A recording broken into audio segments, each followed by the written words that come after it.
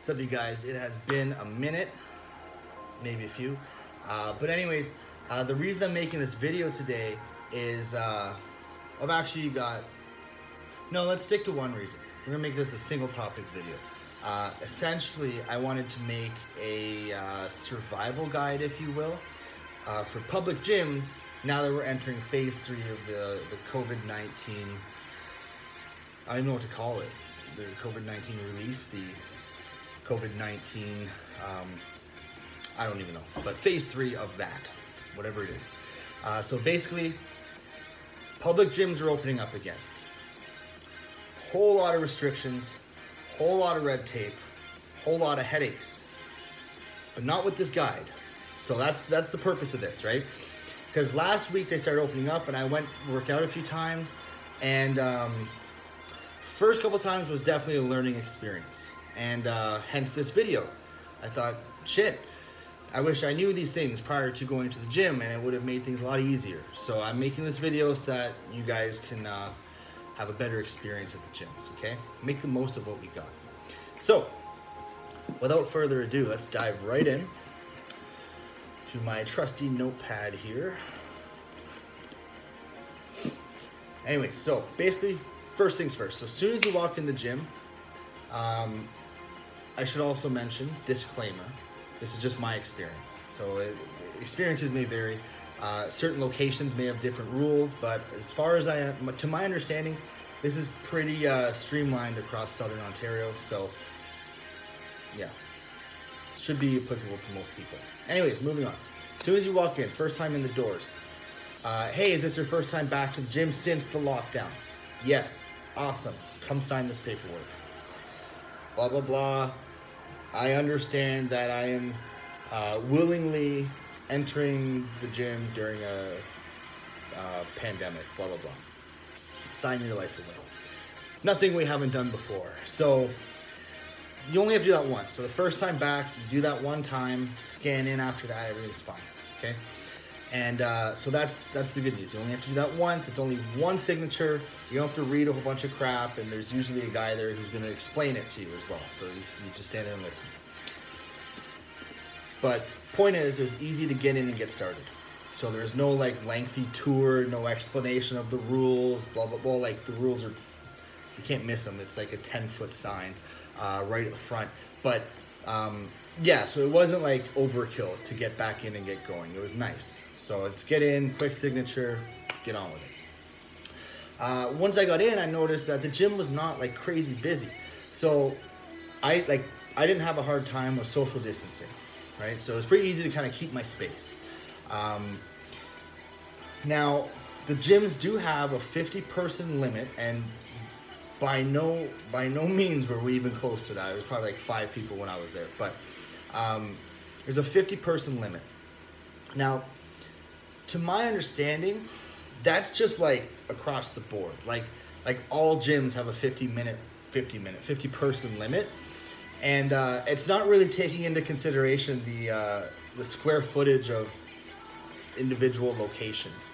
And you know, this isn't anything bad, but it's just, I just found it odd because we have to be so many feet apart.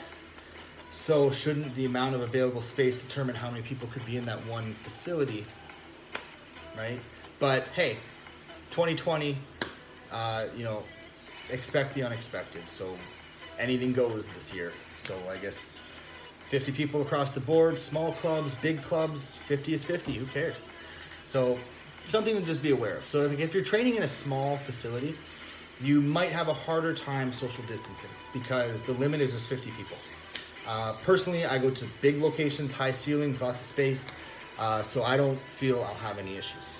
If you have that choice, probably better to go to the bigger locations. Moving on. Next thing was there were no lockers, right? So, no lockers, whatever. You know, what do you put in your lockers? It's not winter time. I don't have a coat and boots and stuff, so whatever, no big deal, right? But you're carrying more than just like your keys and water bottle. There's a lot more than that now. So you're issued, when you walk in, you get a mandatory spray bottle. and you got to carry your own paper towel and stuff too. So you're carrying around that stuff, your keys, your wallet, your phone, your water. It can add up pretty quick, and then your mask, of course. So basically, like, my first workout back was like, most of the time was me like fumbling all these little things, trying to like carry them from one machine to the next. Just bottom line, pack very light. Take as little things to the gym as you need, or invest in a fanny pack. It's probably a good idea too. But for the most part, pack as light as you can. Leave as much shit in the car as you can, because you've got quite a handful to carry around. So pack light. Definitely pack light. It's gonna make your workout a lot smoother, not fumbling with fucking 10 things in between every set. So it's pack light. The next thing was we needed a mask to get in and work out, right? So the masks are only mandatory at specific times or during specific things. Like if you're moving around, for example, you need a mask on. Or when you come in and leave the actual building, you need a mask on. Between exercises, going from the bench press to the pec deck, you need a mask on. So you can take it off at your own discretion, like while you're exercising, but here's what I want to say about the masks. You probably should be wearing them, okay? That's the first thing. You should definitely be wearing it. My first workout back, I've got this nice thick cloth mask. It fits nice, it's comfortable, you know, it's red and whatever, it's like a Captain America thing on it. I like it, it's a comfy mask, it's a nice mask. Not a good mask for working out, okay? Like, actually probably the worst thing I could have done was wear that mask.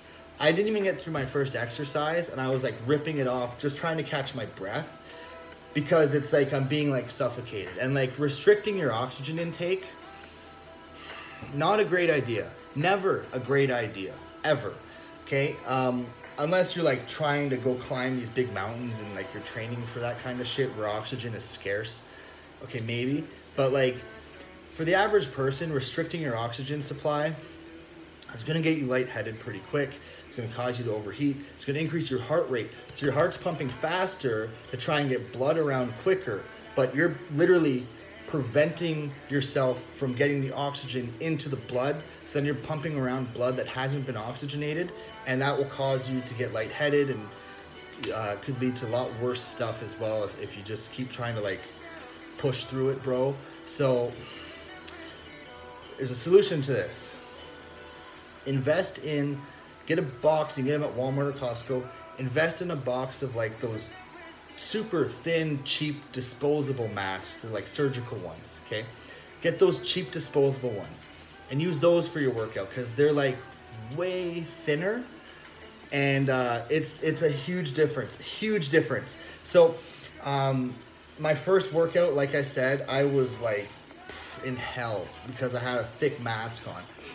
Once I got the thinner masks, I was uncomfortable, absolutely, but it was manageable. It was tolerable, right? It wasn't nearly as bad. Like I said, yes, it was uncomfortable, but it was manageable, okay? So get yourself a box of those thin, cheap, disposable ones and use those for your workouts. Personally, I think the gyms should be handing them out. If places like Giant Tiger can hand them out, I think the gym should be handing those out too. The thin ones for us to use once. They're super, super cheap. But I also understand the gyms are having a hard time right now. It's no secret that this industry is struggling, like pretty bad. A couple of my friends have had to close their facilities down. We've heard of several, like more than so, a dozen places have had to close down because of COVID. It's just destroying this industry, destroying it. But yeah, so speaking of, okay, gyms already took a pretty big hit, and we want them to stay open, right? But they got to make money. So they haven't been able to charge memberships for a couple months. There's been no training sales for a couple months. Like the gyms, they're running pretty low. They're running on fumes, I think you'd say is the figure of speech. So we got to do our best to be respectful within the facility. Now what I mean by that is, Actually, respectful might even be the wrong word, because I just don't think anyone's really pieced this together. But this is like from an owner's perspective of, you know, how to help the gyms out a bit. So my 2 cents is, they're giving us these spray balls with sanitizer. And people are like spraying them very like, just a lot of spray. And it's not bad, it's not a bad thing. But a lot of people don't realize the right way to clean a bar, like an Olympic bar, or like the handles of a dumbbell, like all the metal stuff, you use 3-in-1 oil and a metal, like a steel brush. And that's how you clean that stuff. It stops it from rusting, it stops it from oxidizing, okay? That's why chalk doesn't harm the bars, because there's no chemical oxidizing, it just absorbs some of the moisture from your hands. So, like, but we're not talking about chalk, we're talking about the actual bar's integrity. So, spraying all this sanitizer on the bars, the dumbbells, the plates, everything, it's going to cause it to oxidize way faster, and this stuff's going to start to rust like really, really quickly. You might already see some rust forming. That's not good. That's pretty bad, because that's going to be an expensive replacement, and the gyms have already took a big hit. So if you want your gym to stay open, maybe so this is my solution to this, okay? This is kind of what I'm trying to get at. Use the spray sparingly. So I get to a piece of equipment, wipe it down, done. Now when I'm going to grab plates or switching dumbbells or whatever, use your own sanitizer gel. So bring, like, you can get them at the gas station, like this big, like small little thing fits in your pocket. Use that to keep your hands clean, rather than trying to keep everything around you clean with the spray. Spray the equipment you're using before and after, and keep your hands clean in between. I think that's the best solution to that. It's not perfect, but it will definitely help not destroy the equipment at the gyms. And it's not just the metal. The rubber handles, the vinyl seating pads, all that stuff, all these chemicals it's absorbing, it's going to dry them out like crazy. It's going to crack, it's going to break, stuff's going to have an out of order sign on it. I'm telling you. So just be aware of that, right? Prioritize keeping your hands clean, not everything around you. Because this is from my last week's experience, what I've kind of been observing, and it's just a lot of crazy spraying. And some people don't even wipe it down because they don't want to carry around a handful of paper towels, because I get it, there's already enough stuff to carry, I get that. But leaving those chemicals sitting on that stuff, that's just gonna like 10x the speed of how fast it breaks down or rusts and wears out. So let's just keep that in mind, right? Let's do our part. And last but not least, this is good for us, but as well for the gyms too. And it's kind of common sense, but hey, 2020, so you never know anymore. So I'm just gonna go ahead and include this point. Focus on your own workout and get in and get out. Keep your time in the gym to an absolute minimum, like absolute minimum. And here's why. The longer you're in the gym, the longer you're potentially exposing yourself or maybe someone else to COVID.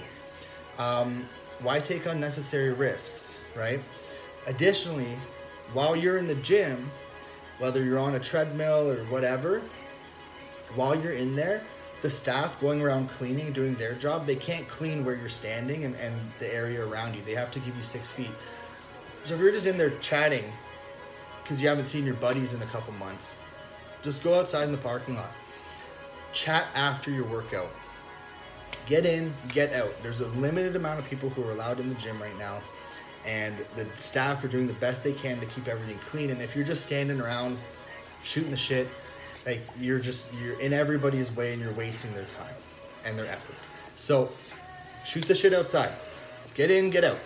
Get in, do your workout, get out. Go hang out in the parking lot, chat in the parking lot, right? I shouldn't see so many people standing around talking right now when there's a limit of how many people can get in.